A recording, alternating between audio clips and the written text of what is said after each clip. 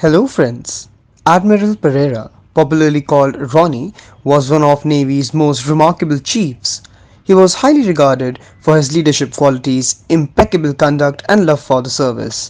The Indian Navy flagged off the centenary celebration of this iconic admiral born on 25th May 1923 with series of well-attended events in Bangalore in the last week of May. These commemorative activities are likely to last through the year. We in Maritime Conversations also pay a homage to Ronnie in this episode. Ladies and gentlemen, I welcome you all to Maritime Conversations. Welcome to the episode of Maritime Conversations. I'm Swarup. I'm joined by Commodore Srikanth Kesnur. 25th May was the 2023, late last month, was the birth centenary of the ninth Chief of Naval Staff, Admiral Ronald Lynsdale Ronnie Pereira, among the most widely respected and loved chiefs of the Indian Navy. Let's talk about Admiral Ronnie Pereira, Commodore. Your initial thoughts about him? Yes, I think Ronnie P, as he was called affectionately, popularly, as you said, one of the most respected leaders that the Navy had. And I think while the Navy has had huge amount of many distinguished leaders, I think informal polls conducted through the Navy for a long time put Ronnie head and shoulders above as the most sort of large respected person amongst the rank and file. Right. And that in itself tells you about the man. Right. And of course, he was a legend in his own way for several reasons. Whether it was his sort of very dapper personality, whether it was his booming voice, whether it was his absolutely sort of Spartan conduct and a very austere way of living, whether it was holding himself and others to the highest standards of moral rectitude. I think all of these put together made Ronnie a very, very different kind of a person. Right. He was a career Navy officer, he did very well in the Navy, he would have probably been as ambitious as anyone else, but I think he sort of notched a place for himself as someone unique, someone very, very different. In fact, I must say that Admiral Rawati, my great personal hero, would say that Ronnie set certain, as you would say, impossible standards in terms of Spartan living. So, in many ways, I think that was what Ronnie was. Most loved Admiral, highly respected and regarded Admiral, and one of the great icons of Indian Navy. Right. There's this book called With Pride and Honor, a biography of, Admiral Ronnie P, written by serving commander Anup Thomas. It's a great book, and I think you should definitely check the book out. You should definitely read the book. Gives you amazing insights about the man Admiral Ronnie P was. You must have. Yes, of course. And I'm glad you mentioned this, and I'm glad because in India, unfortunately, as I was saying, the maritime is not much there in popular culture. So our maritime heroes and icons are not written about. Right. I'm glad that to some extent this gap in terms of Ronnie has been filled by this wonderful work by Commander Anup Thomas. There is another book too, written by an army officer, Brigadier Mike Bhalla, who was like an adopted son of Ronnie P, called The Admiral I Knew. I think both these, it's important for people to know and understand Ronnie, that they must read these two books and get a full sense of what the person was. So yes, and like you said, it's full of very lovely anecdotes and lots of incidents about Ronnie's life, and it shows us the man that he was. Right. Tell me, Commodore, Admiral Ronnie Pereira didn't play a great role in the Navy's biggest moment, which was the 71 War. He was in fact the Deputy Commandant of the National Defence Academy. He wasn't a war hero in the true sense. why is he so loved? Why is he so widely respected? Yes, I think you raise an interesting question. Though, of course, it's no fault of Ronnie. He went where the system sent him like a good soldier, and I'm sure that if he was sent to command on the ships during the war or to do whatever, he would have done it just as well. Having said that, you are right that not having played a sort of active role in the 71st war or in the other operations that the Navy was involved in. How does Ronnie occupy this great stature? In fact, one part of it also has to do with his tenure in the National Defence Academy, where he became popular amongst people of all the three services, and we'll talk about that later. But I think, well, of course, in a small service like Navy, spoken reputations matter, and I think Ronnie's spoken reputation was always great. Right. As a professional, as a person who sort of, did as best as he could and applied himself. The interesting thing about Ronnie's life is that he was never a topper, in school, in college. He always did very well. And people always say that he was a person who was impatient with theory, good at practicals, impatient with paperwork, more comfortable being on the parade ground or next to the gun, or practicing with his people, drills, stuff like that. So I think what set Ronnie apart were these 3 or 4 things. One is complete involvement with his job and with his men. To be on the parade ground, to be on the gun post, to be wherever his men train, to make up the shortfall when inspectors were not there. When, for example, he was at OIC Gunnery School, to be up with the men all around him. He was the XO finest Delhi. Before, of course, he got his bout of tuberculosis. To sort of inspire people that way by being a part of them, I think that was one big trait of leadership. The second was, as I've said, frugality, simplicity, the way he went about conducting his business. The third thing is that he was a great personality. Right. Good height, dapper, dressed well, looked good. So, in armed forces, I think the way you present yourself, the way you come across is very important. And he made a very dashing figure, I'm sure, in his whites. So I think all of this produced a sort of unique alchemy, a booming voice, and a great laughter. So I think he was what you would call very important for a very charismatic personality. Very important. Important overall too. Therefore, I think all of these came together. It created a kind of larger than life aura about him. Right. And the fact that he was sort of universally respected. General Sinha, who was his friend, the vice chief, he says, quoted in this book, that I have seen lots of chiefs. And he himself was a reputed man. He served with lots of people. And he says, I have seen so many chiefs from all chief services, but I didn't see anyone as forthright and as dedicated to his service as Ronnie was. Right. I think Ronnie was that. He was dedicated to his ship, to his unit, to his service. Whatever he was in charge, he gave his full. Right. And that was evident to others. Right. I think that is what makes.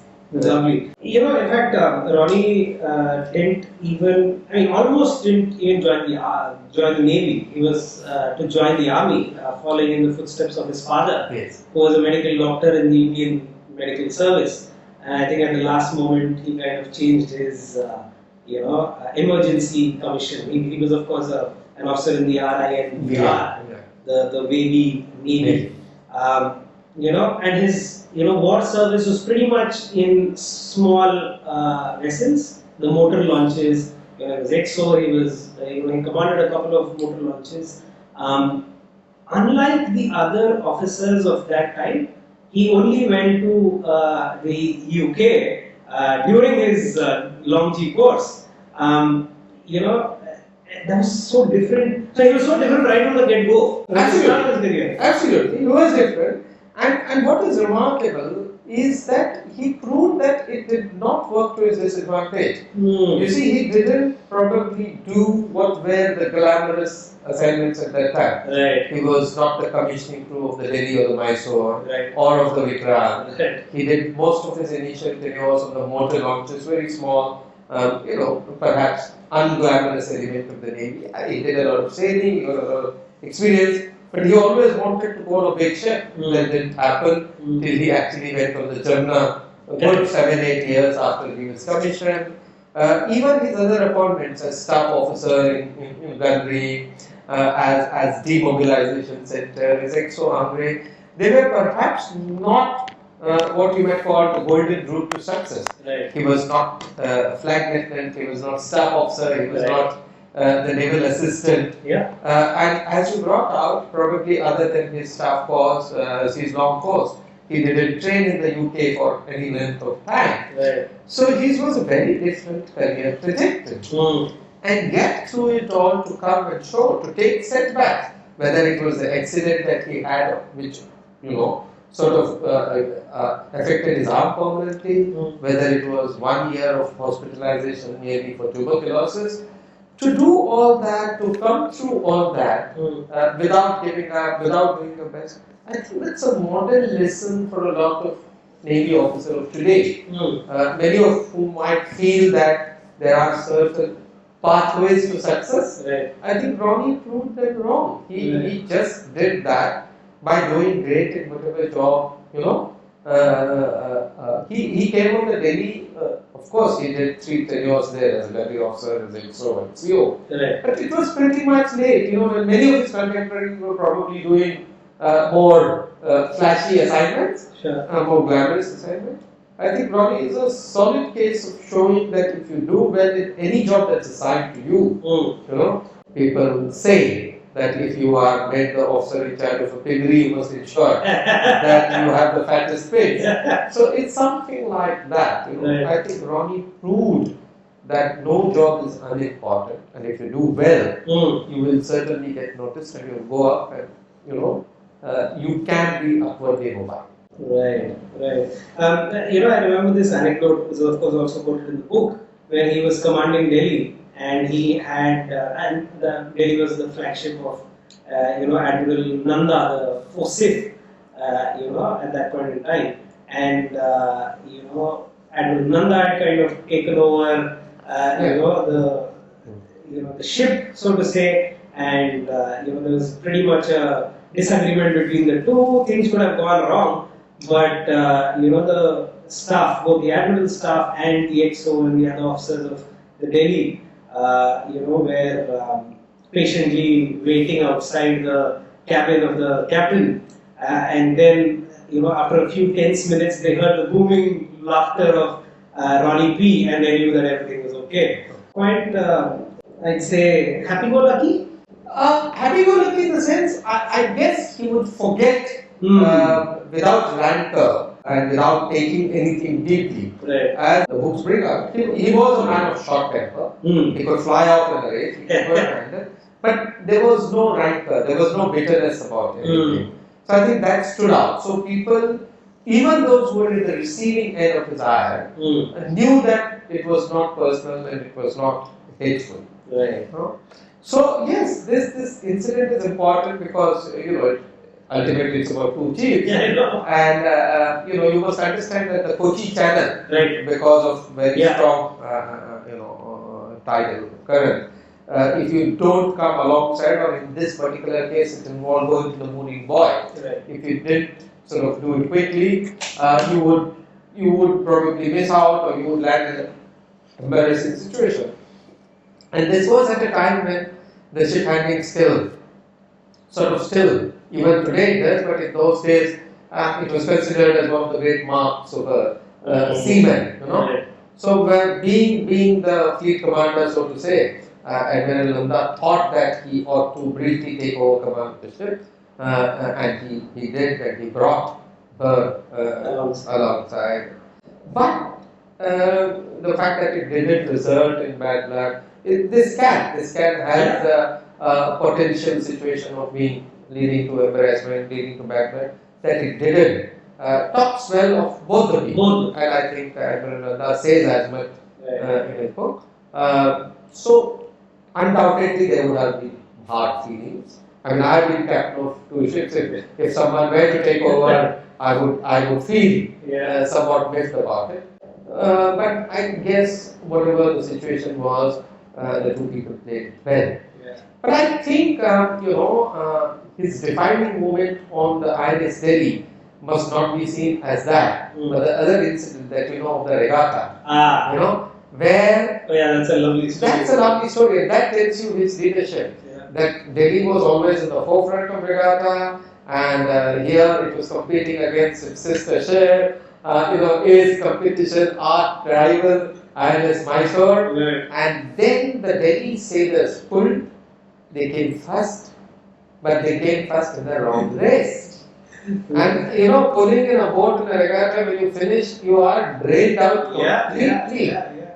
So when it was announced that the team was disqualified, it meant that you not only, all the points that you gained for the race were disqualified, and they had to fight the next race, which meant there was no chance they're having pulled of fighting the next race and coming in. Right. So almost everyone, Mysore was thrilled. There were, as they say, jeers and catcalls on the quarterdeck of Mysore as Ronnie made his way. And he went on the boat, and no one knows what mantra he whispered to those guys. But chaps who had finished the race, he told them, boys, you got to race again. And those chaps who had finished the race raced against a fresh crew of all the ships. Right. And they came first again.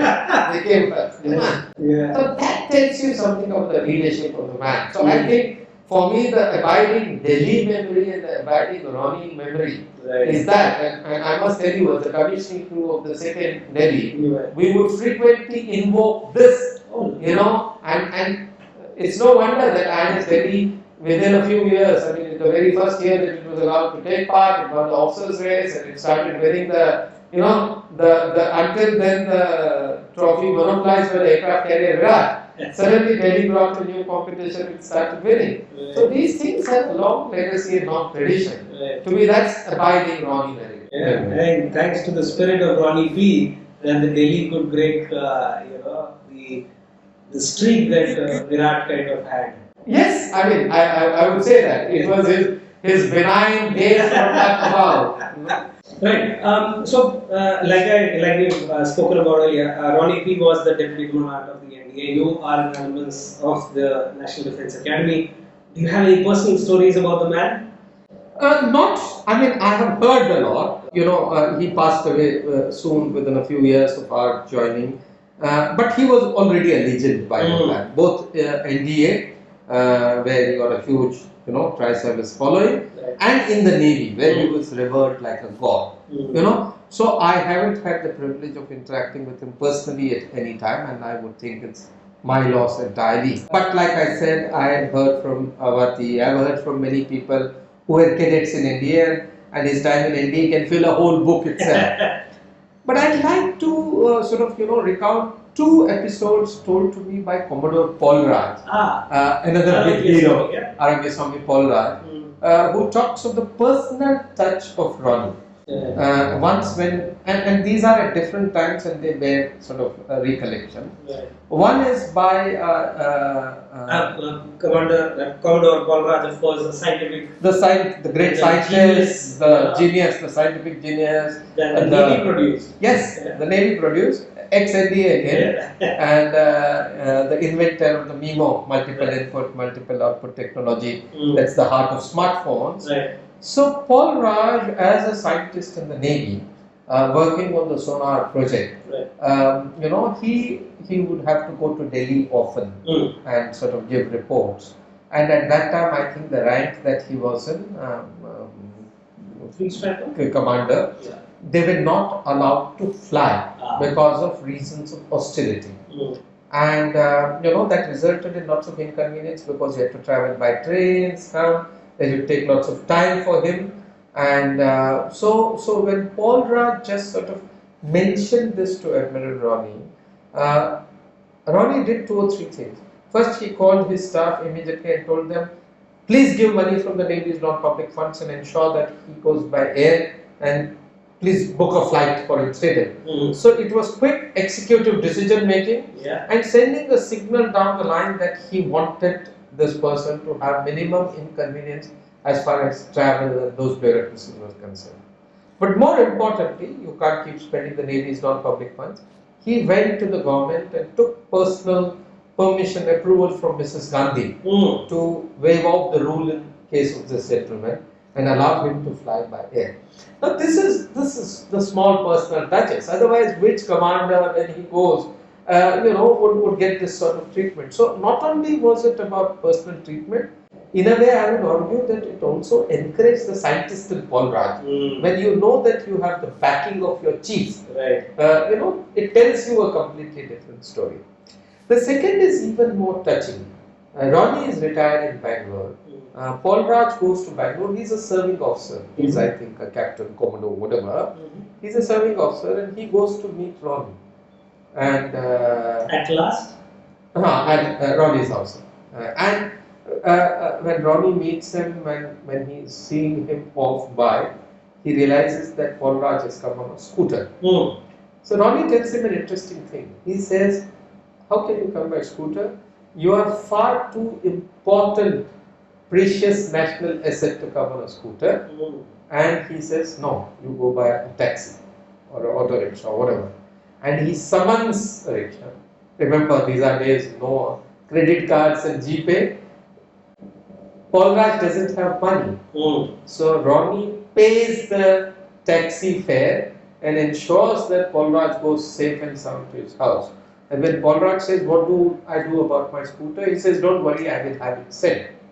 And next day, Paul Raj at his home is surprised to find Ronnie Pereira and another guy, who've come to deliver the scooter back. Ronnie has come on the scooter to give the scooter back and take a ride back with the other guy on his scooter. Now, when Paul Raj says, he says, I disbelieved. Imagine my former chief coming to deliver my scooter at my home. Who will do this sort of thing?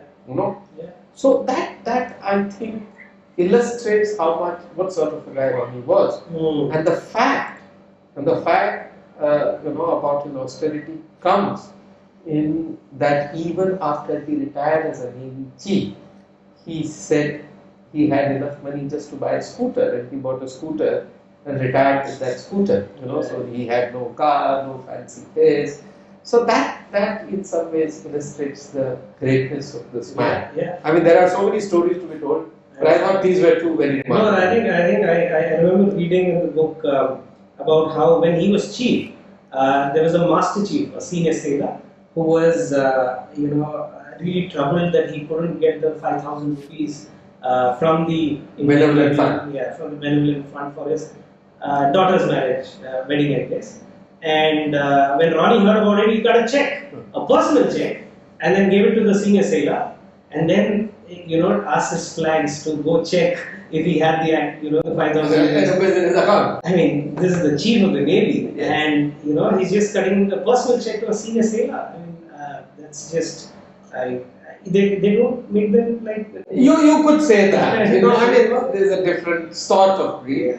Of course, like I said, I look into optimism about the future. Sure. I would always like to believe that the Indian Navy's ecosystem will create great leaders, but I think Ronnie was one of a kind.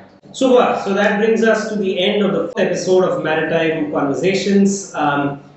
We just had a chat about the legendary Admiral Ronnie Pereira. Let us know what are the different things that you would like to listen to us in the following episodes. Let us know in the comments. Thanks so much.